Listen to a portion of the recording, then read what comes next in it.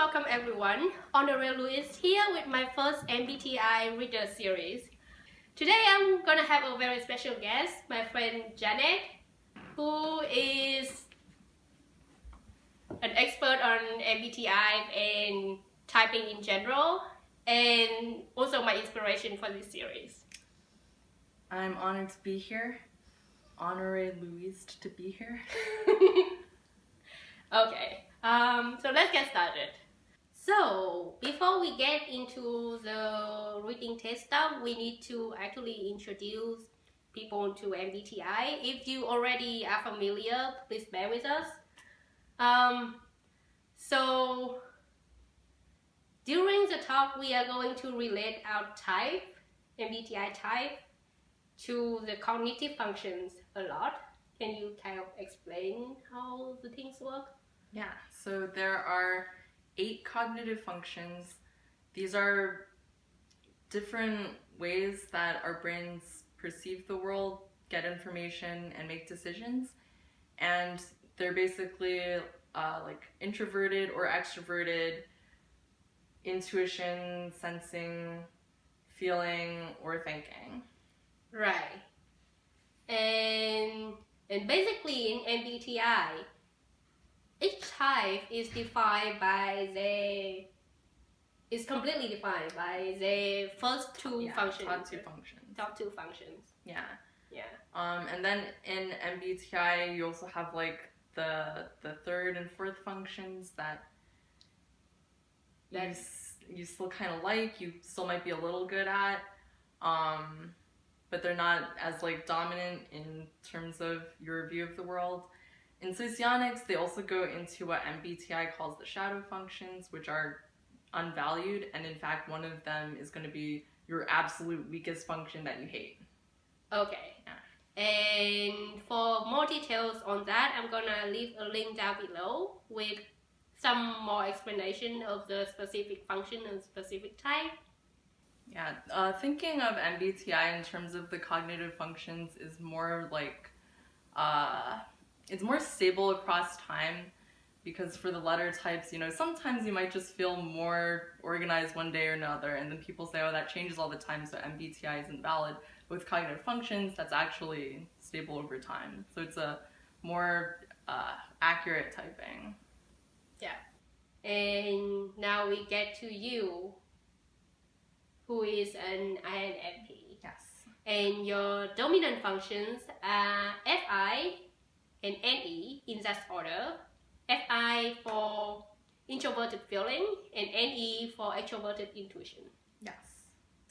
Yeah, can you explain them a little bit? Yeah, sure. So FI, introverted feeling, is some people call it a focus on authenticity, or some people focus on how it's focused on relations between people and like the distance between people emotionally. Mm-hmm. Then extroverted intuition, or NE, it's more about, you also have it as your second function. It's about like generating possibilities, brainstorming a lot, making connections to different things. Right. And I think I read this quite a few times in FI descriptions that people with dominant FI tend to be conscientious because they treat people the way they want to be treated, kind of. That's definitely true for me. And I think, people, FI friends I know, So let's get into the reading test. What is your favorite genre? I would say it's science fiction.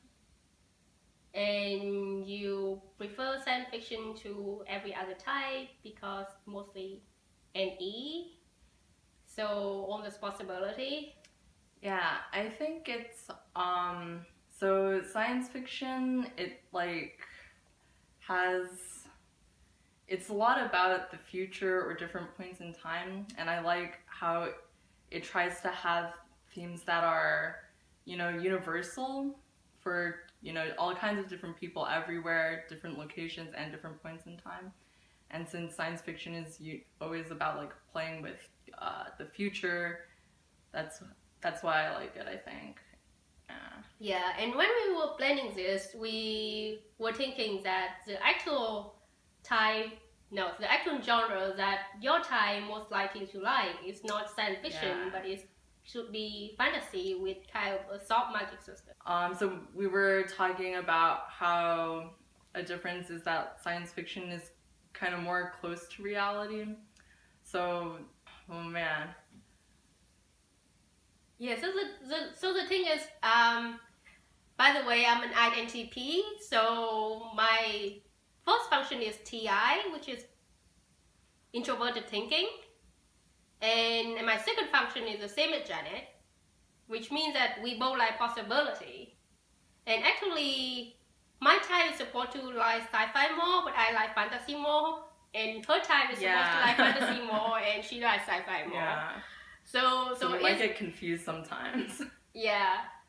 So we can agree that the NE, the extroverted intuition, is what makes we like sci-fi fantasy in general because of all the possibility. But I feel like for TI, because it's logical, it's easier to make like logical connection of things that you already know. That's why sci-fi is so appealing. Yeah. If things are like consistent with reality, then INTPs are like, oh, it's like an even bigger consistent system, so that's cool. Yeah, and for INFP, that's not as much of a concern. Yeah, I think so. Like thinking of one of my INFP friends who's really into fantasy, I think she just really is like, that's a cool character. This is a fun story. Let's do it. A lot of fantasy stories have more like pretty aesthetics, which is not really you don't see that in the book literally, but you can imagine that yourself too. Mm-hmm. Yeah, she doesn't care about like if anything makes sense. Yeah, she's just like. So that's why we say soft fantasy, which means that the magic system doesn't necessarily have any rules to it. Yeah, I mean, I think I basically like soft science fiction. It's like stuff is happening, but there's not really a reason why, and that's okay. If it's for telling a story. Yeah. So now we are going to get into the specific likes and dislikes. We are going to have 3 likes and 3 dislikes. Let's start with likes. What are your 3 likes in stories? My top 3 likes are 1, I really like stories with protagonists that I can relate to. 2, I like stories that make you see things from someone else's perspective, see something new about the world. And 3, I like stories that have themes that you can kind of take out of the story and transcend time and space. Yeah, and now we are gonna kind of psychoanalyze why you like them. Okay, so start with the first one. I think it's kind of an FI thing, right? Yeah. Do you want to elaborate on that? So another thing with FI is it's like sometimes FI dominant people can come across as selfish because we're in our own world a lot more and we're thinking a lot more about like how we relate to everything. Also at the same time, because we're NE with the second function, we feel kind of weird. This is a whole thing, but like N types are a little rarer than S types, which makes N types feel weird. But this is not like a judgment call that like N types are smarter than S types. That's absolutely not true. But it's just like, Yeah. The thing is though, I noticed that in the community, in the booktube community and authortube community, the people who I know the type for are usually N types. Yeah. I think that's because like S types are out in the world just like playing sports and like cooking, like that's like very stereotypical. Of course they can still like reading and YouTube and online communities, but it's just like on average what is more true, right? So it's not like, you know, we have S friends we love. It's not like one is better than the other, but that's just like N types feel weird because of this. It's right. Like, in the world, there's just more S types. Yeah. So back to you liking digression. Yeah. That was our NE, literally. So okay, so the thing is, like, we're really aware of ourselves and we think we're kind of weird. So then when we can relate to a character, we're like, whoa, this is cool. This makes me feel less alone. Right. Yeah, that's fair. Yeah. So moving on to your second life, which is stories that make you see things from someone else's perspective. Yeah. Yeah. Yeah, those are cool because people like get very used to their assumptions about the world, just like how you grew up, how your brain works. It's kind of, everyone assumes that other people's brains work like their own, but then they just don't. And then when you see someone do something you think is weird, you like think they're doing it for a bad reason, but actually not, if you look at it from their perspective. So I think when a story can show you why people are doing what they do, it's like nice. Yeah, so it's a bit of NE and a bit of FI, right? Because you know your NE makes you curious about their perspective, but then your FI makes you kind of want to empathize with them or something like that. Yeah, definitely. So like, for example, is a book that fits this category that I read recently is Erotic Stories for Punjabi Widows.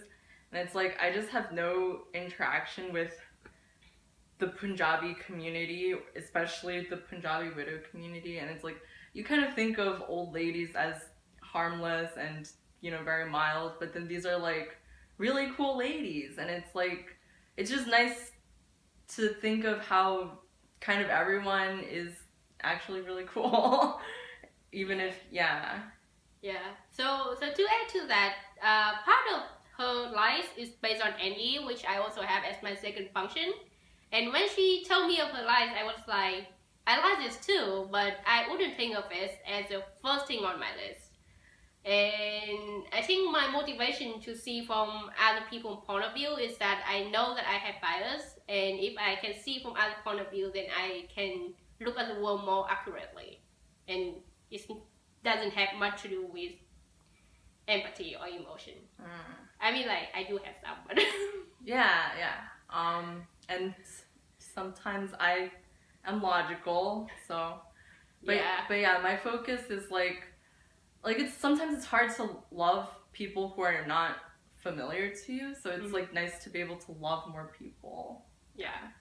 So finally, the last life, which is the one that is supposed to be the longest, the most elaborate argument that we have, right? Yeah. You like stories that have messages that transcend time and space. Yeah.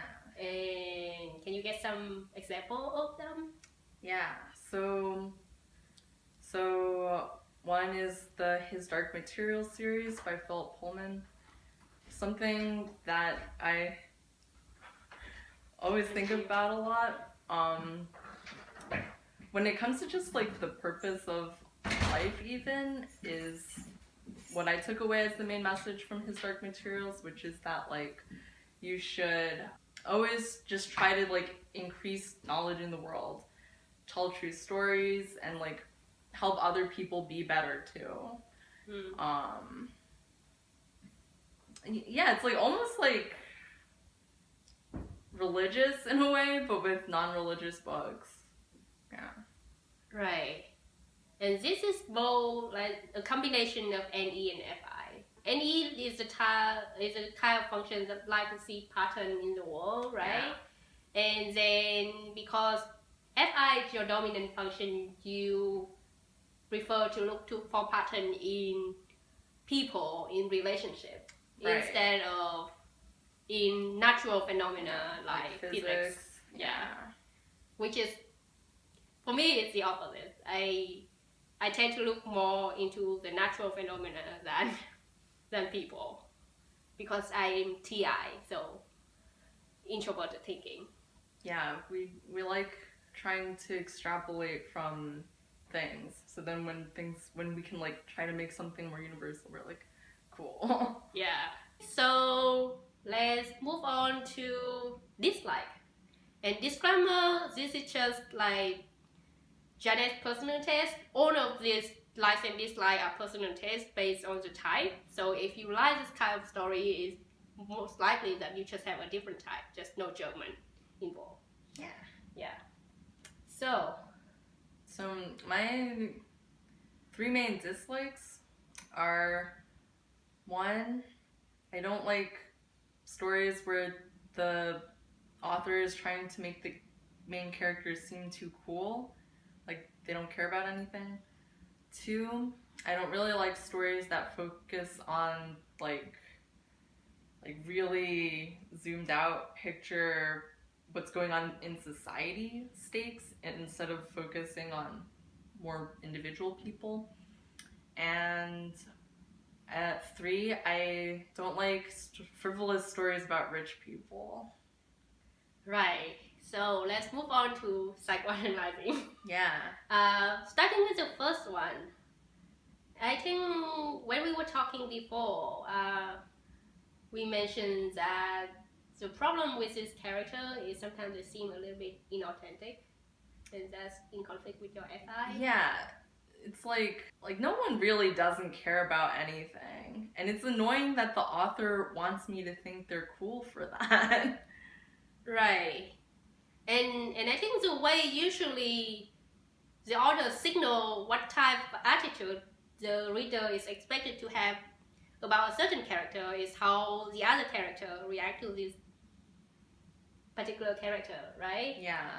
And when someone does something that is obviously uncool, but everyone in the story thinks that's Still thinks cool, it's cool, yeah. then it's a bit meretricious. Yeah, exactly. Yeah. The author is just, I don't, it's like almost kind of insulting that the author will think that the author thinks I think this person would be cool. Yeah. Yeah. Oh, like, maybe some examples. So, like, the main character in Altered Carbon, I didn't read the book, so maybe he's better in the book, but in the show, he's kind of annoying. And I couldn't really get past the first chapter in American Gods. Yeah, so I really like Neil Gaiman. I haven't read American God in particular, so at least for me, I think it would be okay if it's a character flaw that would be there after. Yeah, it totally might have been. I just couldn't get past the first chapter. Yeah. Moving on to the second dislike, no tangible human stake. Right. No tangible human stakes. So I really like Isaac Asimov. Like, iRobot was super cool. The Last Question was super cool. But I don't like his Foundation series, which is supposed to be, you know, his thing. Like, that's like what he's known for. And the reason for that is because he goes into how mankind is changing with respect to this science fiction situation, but there's no one character you actually care about. First of all, it's like going across so many years that people are just dying, and then there are just some random politicians who are doing stuff, and it's like there's nothing about their personal lives or why they're doing anything. Right. Yeah. And you don't like it because of your dominant FI. You want to relate to specific people. Yeah, I just want to know. I want to know why people are doing things like that. That's a pretty FI thing, motivation. Like with House of Cards, which is not a book, but still, it's just like, how can your motivation just be to get power? Like, don't you want power for a specific reason? And finally, the last dislike is frivolous stories about rich people. Yeah. And for this one, we need to expand our discussion on functions a little bit, because this is less related to her dominant functions. It's related to the function that is more undervalued for her. Yeah. which is SE. So if NE is your second function, that means SE is going to be your absolute worst function. SE is like, I guess I kind of explained it later. Should I just say it again? Okay. SE is about two things depending on, socionics or MBTI. Socionics focuses on volitional force. SE is in being able to impose your will when other people want something else. MBTI focuses more on SE as being in the moment, being able to notice things, perceive things quickly, act in the moment, and that's often correlated with being able to really enjoy luxury things, so like fashion, cars, fancy food. Since I don't like SE, stories that really focus on SE, like Crazy Rich Asians, I know I'm supposed to like it because I'm Asian, and the movie's fine, but the book is just like, when you're on your like 10th description of a Valentino dress, it's like, there are poor, starving kids in the world, okay? So it's just like, yeah, I think it's also against FI, I guess, because my FI is like, you should value the starving kids. Yeah. Yeah, I was going to say that my least valued function is also SE, right? Yeah. And I mean, like, I found this story boring, but not offensive. Yeah. Okay. Yeah, that makes sense. Yeah. Let's wrap up. So your 3 dislikes. Characters trying to act too cool. Stories that are not about like specific people, and stories about rich people being frivolous. And to recap what we did a little bit earlier, your 3 likes are... I like stories that I can relate to, stories that make me see things from someone else's perspective, and stories with themes that transcend time and space. So that's it for us talking about likes and dislikes for INFP. If you're an INFP, let us know if you can relate to any of this or if you have anything to add. And if you're not an INFP but can relate to this anyway, please let us know that you relate to it as well at your time. Yeah, the more data, the better. Yeah. Okay, so I hope you enjoyed this video. If you did, please give it a thumbs up and subscribe if you haven't already. And I see you all in my next video. Bye! Bye!